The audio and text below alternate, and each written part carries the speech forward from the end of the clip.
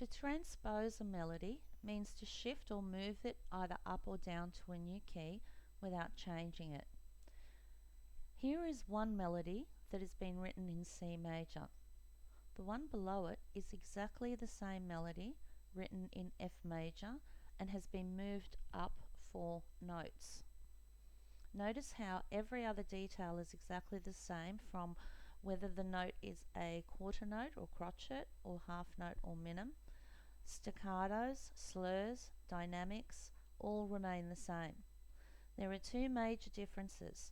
The first one is the key signature at the beginning to maintain the same pattern of tones and semitones in that scale. The second is that some of the stems are now going down rather than up because the round part of the note head has moved.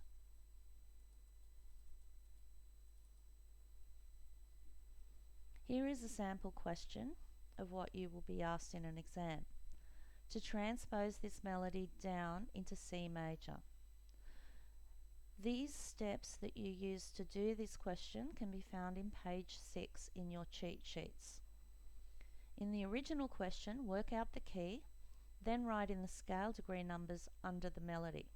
In this case, the original is in G major and the piece starts and finishes on note number 1. In the question, in the blank stave, write in the clef the key signature of the new key and the time signature. That means you're going to write a bass clef. There'll be no time signature because C major has no sharps or flats, and you write in a 3/4. The next step is to write each note to match the scale degree numbers in the new key. So note number 1 in the question is a G, and you are changing that first note to note number 1 in C major. So you will move your first note down 5 so that the first note will sit on the second bottom space. Continue until you have written all the notes, then go in and add the dynamics, the staccato and the slur. You are now ready to work through the Lesson 8 worksheets and then check your answers with the answer sheets.